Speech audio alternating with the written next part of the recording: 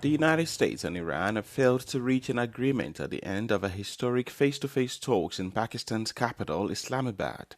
Vice President J.D. Vance, who led the U.S. delegation, said the talks lasted 21 hours, but in the end, they did not see an affirmative commitment from Iran that they will not seek a nuclear weapon. The bad news is that we have not reached an agreement, and I think that's bad news for Iran much more than it's bad news for the United States of America. So we go back to the United States having not come to an agreement. We've made very clear what our red lines are, what things we're willing to accommodate them on, and what things we're not willing to accommodate them on.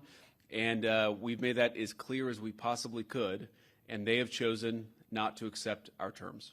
According to Iranian media, the three-party talks began after Iranian preconditions, including a reduction in Israeli strikes on southern Lebanon. Despite the outcome, which leaves uncertainty over a fragile two-week ceasefire, Pakistan's Foreign Minister Ishaq Dar said it was imperative that the parties continue to uphold their commitment to a ceasefire in the war.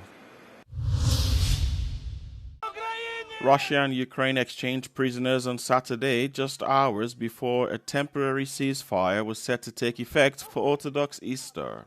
The warring sides exchanged 175 prisoners of war each in a mediation carried out by the United Arab Emirates, according to officials. The exchange came just after both nations fired waves of drones at each other overnight. According to the Ukrainian Air Force, Russia launched at least 160 drones at Ukraine, killing 4 people in the country's east and south, with the Odessa region being among the hardest hit.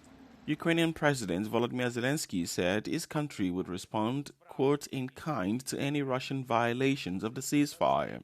Meanwhile, authorities in Russia's southern Krasnodar region claimed a wave of Ukrainian drones sparked a fire at an oil depot and damaged apartment buildings. Russian President Vladimir Putin on Thursday declared a 32-hour ceasefire over the Orthodox Easter weekend from 4 p.m. Saturday until the end of Sunday. A similar ceasefire was ordered by Putin last year, but both sides reported multiple violations. After blazing new records near the moon, Artemis 2's astronauts completed humanity's first lunar voyage in more than half a century with a Pacific splashdown in the early hours of Saturday. The triumphant moonfarers emerged from their bobbing capsule into the sunlight off the coast of San Diego, a dramatic grand finale to a mission that revealed not only swords of the lunar far side never seen before by human eyes. Military helicopters lifted the astronauts one by one from an inflatable raft attached to the capsule, transporting them on board for the brief journey to the Navy's waiting recovery ship. Artemis 2 didn't land on the moon or even orbit it, but it broke Apollo 13's distance record and marked the farthest that humans have ever journeyed from Earth when the crew reached nearly 407,000 kilometers. With their flight now complete, the 4 astronauts have set NASA up for a moon landing by another crew in just 2 years and a full-blown moon base within the decade.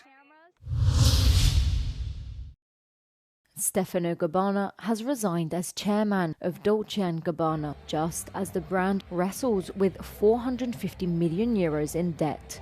He co-founded the Italian luxury house with Domenico Dolce back in 1985, though he will maintain a creative role. Stepping into the chairman's role is Alfonso Dolce, Domenico's brother, who takes the corporate reins as the brand navigates a fresh round of debt refinancing. The company described the departure, which took effect on January the 1st, as a natural process of organizational and governance evolution. This resignation, the statement continues, has no impact on the creative activities carried out for the group by Stefano Gabbana himself. They added that in regard to the debt, they are still in negotiations with banks. Dolce & Gabbana built its name on Dolce's Sicilian roots and a particular genius for form-fitting glamour.